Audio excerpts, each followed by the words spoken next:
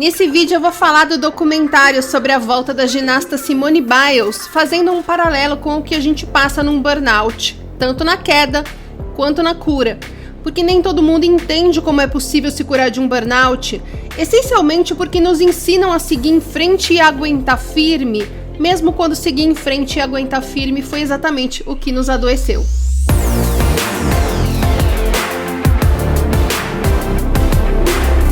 Esse é o destaque do mês de agosto. Todo mês eu trago um assunto que me chamou a atenção e que eu achei relevante trazer para nossa conversa aqui sobre como sair do estresse crônico, como entender as saídas, como se curar de um burnout e como lidar com o que nos dá medo de sermos julgados como preguiçosos e fracassados depois de tanto sacrifício que fizemos.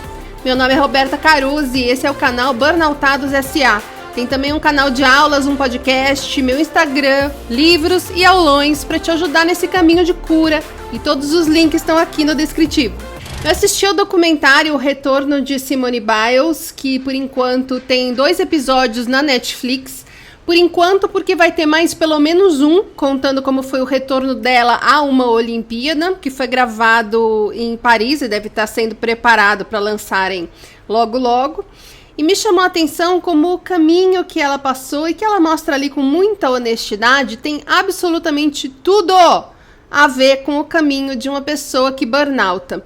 Eu não acho que o que ela teve foi um burnout, mas eu acho que tem muitos elementos em comum e mais do que o que tem em comum no adoecimento, tem em comum também na recuperação, que é o que eu achei mais importante nisso tudo.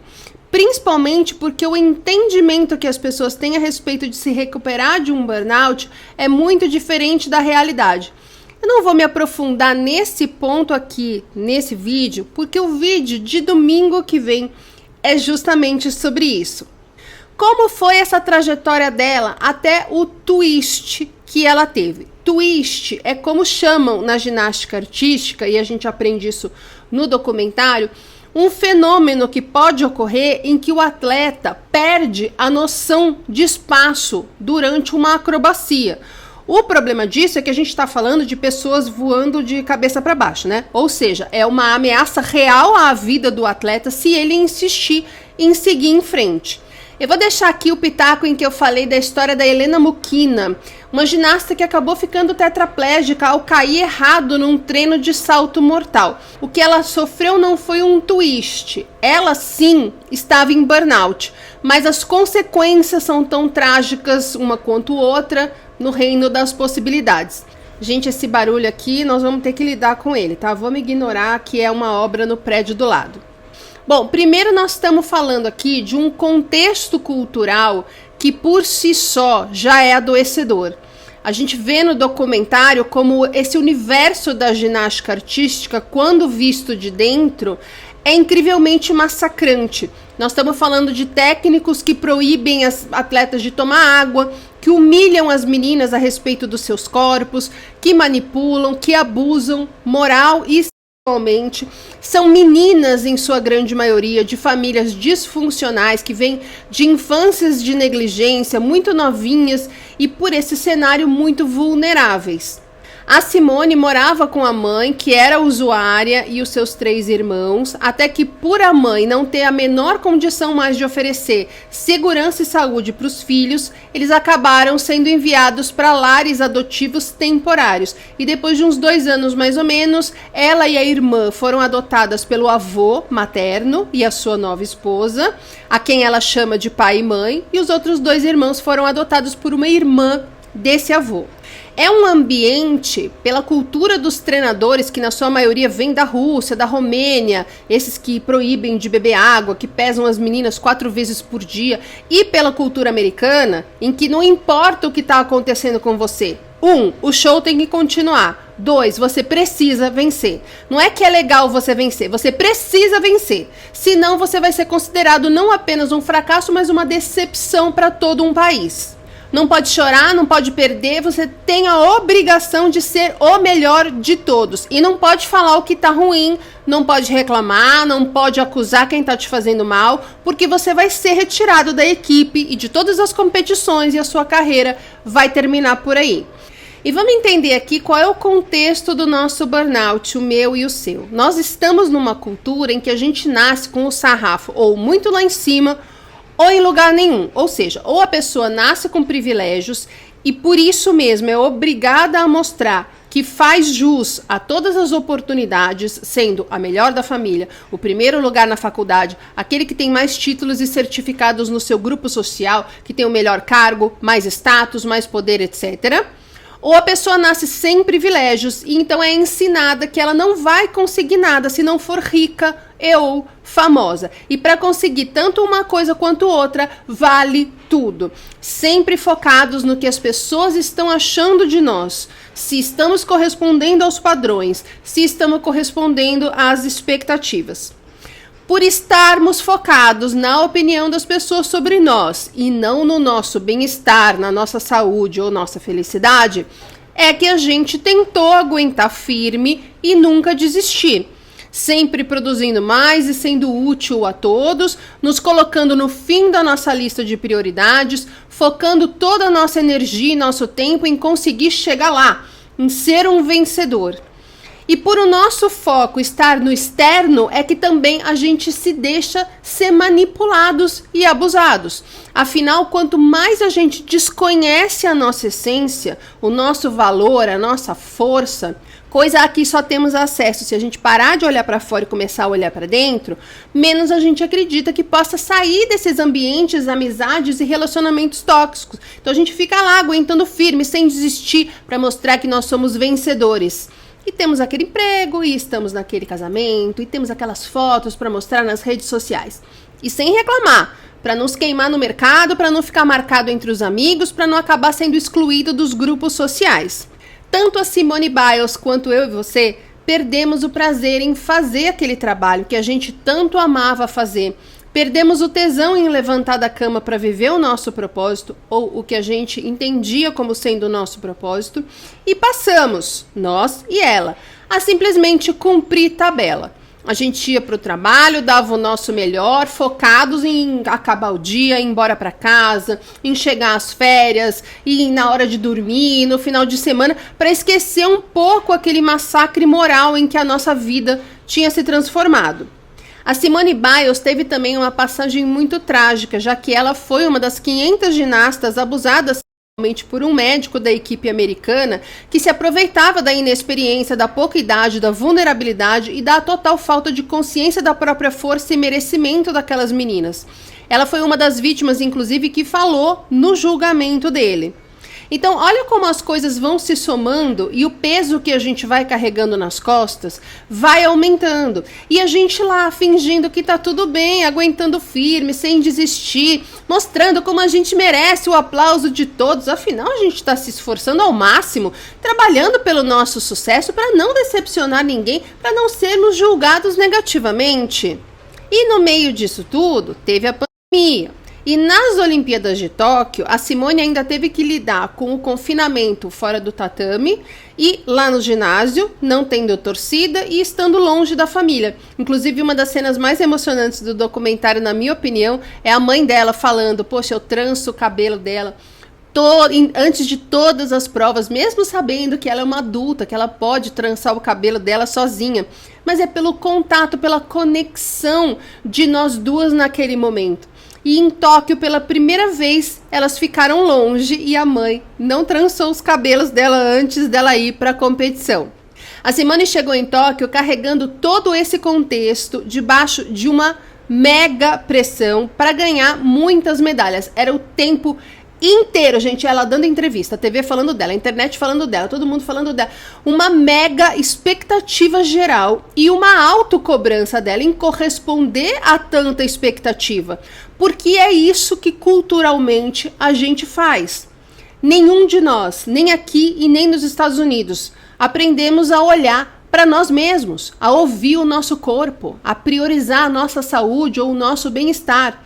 Não, a gente aprendeu desde sempre que lidar com emoções é coisa de gente fraca, que usa isso para não trabalhar o tanto que se deve trabalhar, que chorar no expediente é o maior queima-filme que pode existir. Eu lembro que quando eu espanei de vez, uma semana antes do meu colapso, eu chorei numa numa reunião, né? A gente estava na sala de reunião, eu acabei chorando no meio dessa reunião. E sabe o que eu ouvi? Ah, tá de TPM. E simplesmente acabou a reunião, ninguém resolveu nada. E de novo eu me vi ali, com uma bomba nas mãos, tentando resolver tudo para todo mundo. Sendo que aquela era uma reunião que eu tinha convocado para pedir ajuda naquele trabalho. E foi isso que eu consegui. É isso que a gente consegue. E 5 minutos depois, estava todo mundo me olhando torto, dando risadinha, porque eu, de repente, virei uma fracote que não aguenta o tranco. Tranco esse que nenhum deles conseguiu aguentar e justamente fui contratada por conta disso.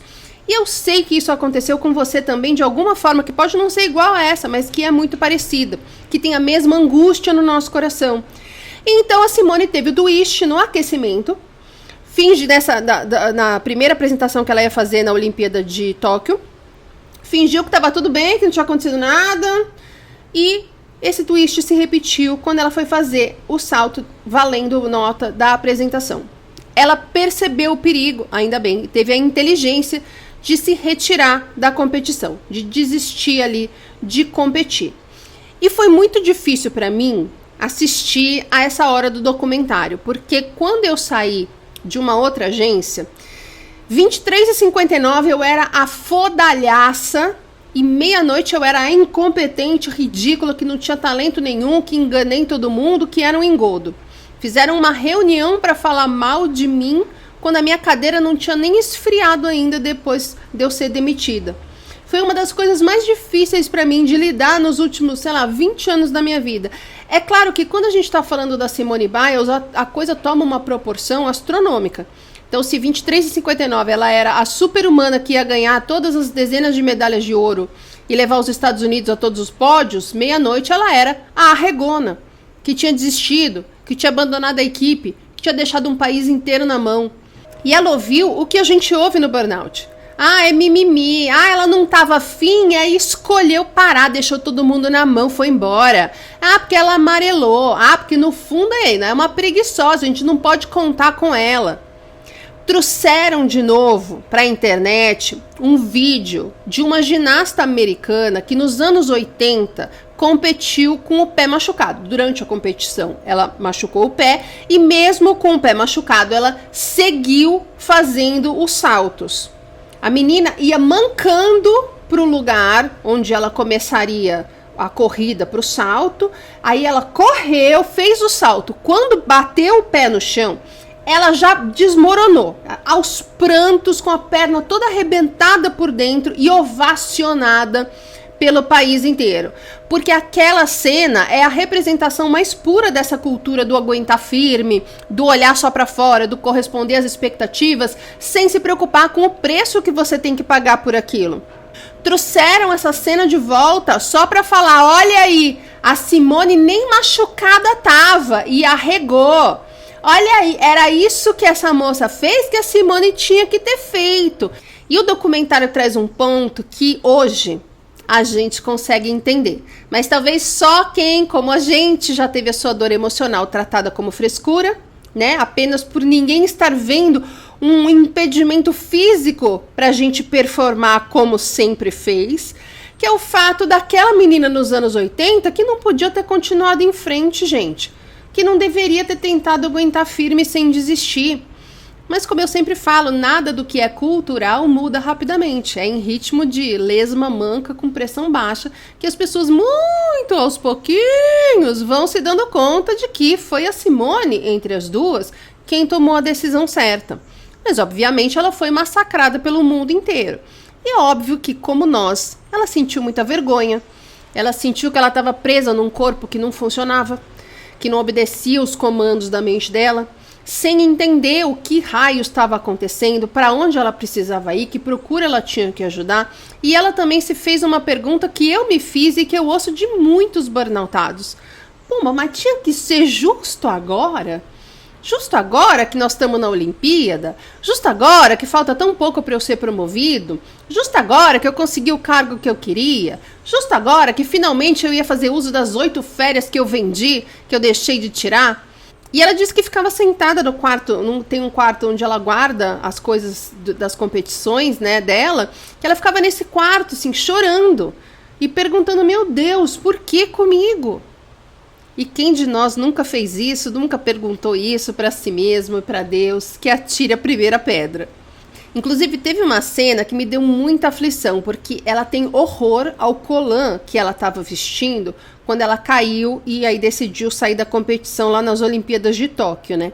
E eu lembro que no dia do colapso eu estava estreando uma camisa toda fiona que eu tinha comprado uns dias antes, um colar que está aqui, que eu tinha comprado, gente, naquele dia. E eu nunca mais consegui usar nenhum dos dois. A camisa eu inclusive doei, porque ela ia estragar, ficando guardada no armário direto, né? O colar eu ainda tenho aqui, porque eu acredito que eu vou conseguir dissociar ele do colapso e voltar a usar. Que ele é lindo, né? E qual foi a trajetória do retorno dela, da recuperação da Simone Biles? Ela foi fazer terapia, porque o técnico dela aparece no documentário falando uma coisa assim, quando um atleta tem um twist, ele precisa entender o que está acontecendo. E nunca o que está acontecendo é nada relacionado à ginástica. E ela se deu conta de que o corpo dela estava finalmente mostrando o estrago que tanto trauma fez. Aquele momento foi quando o corpo dela falou, cara, não tem mais condição, parou aqui. É o que acontece no colapso de burnout. E eu vejo tanto burnoutado falando assim, ai, porque o burnout me deixou com baixa autoestima, ai, porque o burnout me trouxe ansiedade, pô, por causa do burnout eu tô com insônia. E não, gente, o burnout não causou nada. O burnout é uma consequência de tudo o que aconteceu até ali. Do tanto de esforço que o corpo fez para poder aguentar firme. E aí chega a conta de todo aquele preço que a gente estava pagando para conseguir dar conta de corresponder às expectativas das pessoas. Esse foi o pulo do gato dela. E esse é o pulo do gato do burnout. Parar de olhar o burnout como um problema e começar a entender quais foram os problemas que fizeram com que você entrasse em burnout. Deixar de ver o burnout como causa e entender e aceitar e internalizar que ele é uma consequência. Porque é tentar ficar resolvendo o burnout, causa dos meus problemas, que faz com que você nunca resolva o burnout e continue com todos os problemas. É preciso tentar resolver a causa do burnout, consequência dessas causas. Vamos resolver estas causas para que o problema consequente vá embora. A Simone fala que ela não tratou de nada do que traumatizou ela, embora estivesse consciente de todo aquele contexto, porque ela achou que estava tudo bem, assim como nós também achamos. É isso que a gente conclui quando a gente está só olhando para fora. Ah, estou conseguindo trabalhar, tá tudo certo, não posso ficar perdendo tempo fazendo terapia. Eu não tenho dinheiro para gastar na terapia. O que vão pensar de mim se souberem que eu estou fazendo terapia? Mas como ela mesma diz no documentário, o corpo e a mente são os primeiros a te dizer que eu acho que não tá tudo tão bem assim, gata. E então, mesmo tendo perdido a confiança nela mesma, mesmo duvidando que ela não fosse conseguir voltar a competir, ela ficou indo no ginásio, nos dias que ela tinha vontade, e ela passou a focar lá no ginásio, todas as vezes que ela ia, em se divertir de novo com aquilo, sem aquela pressão e aquela autocobrança que fizeram com que ela perdesse a alegria e o prazer em performar num ginásio. Ela disse que nesse período ela pensou em desistir mais ou menos 500 mil vezes, mas ela ia toda semana na terapia e começou a reparar que conforme ela ia vendo os resultados na terapia, ela também ia vendo os resultados nos treinos que ela vinha fazendo. Aqui está o outro pulo do gato que é comum para ela e para nós que burnoutamos, mesmo para quem de nós, como eu, ficou traumatizado com o trabalho abusivo e entendeu que voltar a fazer a mesma coisa não seria a escolha mais inteligente. Ela conseguiu se conectar novamente com a alegria que ela sempre teve em treinar ginástica, em se superar, em conseguir alcançar algum objetivo que antes era muito difícil. Ela conseguiu lembrar o que ela tanto amava naquele trabalho, que virou uma grande pressão, uma grande obrigação um grande processo de estresse, de ansiedade, de depressão e de adoecimento. É aqui que a maioria dos burnoutados erra, porque fica tentando voltar, mas não porque voltou a ter alegria em fazer aquele trabalho, e sim porque quer provar para os outros que nada mudou. Porque continua se cobrando e olhando para fora, mais preocupado no que vão pensar do que em como vai se sentir. É aqui que você desiste, que você passa a acreditar que burnout não tem cura, que você não tem outra saída a não ser trabalhar e comer para pagar boleto. E então foi que ela conseguiu se sentir novamente segura, voltou a se conectar com quem ela nasceu para ser, jogou fora aquela Simone construída para corresponder expectativas e voltou a competir, sendo a mais velha da equipe e ainda sendo escorraçada na internet.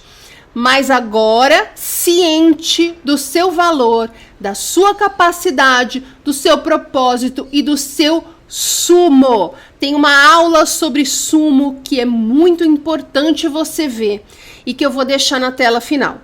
E aí ela teve uma pontuação tão absurda no primeiro salto que ela fez, que ela calou a boca de todo mundo em 10 segundos. E fez o que a gente viu ela fazer nas Olimpíadas. E tão tranquila e feliz com tudo o que está acontecendo hoje na vida dela, que reverenciou nossa Rebeca como ela jamais conseguiria fazer lá nas Olimpíadas de Tóquio, no meio daquela pressão e autocobrança, no meio daquele estresse e daquela angústia. Então assiste o documentário, pensa sobre esse vídeo e para de tentar mostrar sua força se mantendo no mesmo estilo de vida adoecedor que te levou a um burnout. Você só vai conseguir mostrar quem você é de verdade e toda a sua força quando você largar a mão de olhar só para fora e começar a olhar aí para dentro, para entender quem você é, do que você gosta e o que foi que você veio fazer nesse mundo. Eu vou deixar na tela final também uma aula que eu fiz falando sobre propósito. E até o próximo!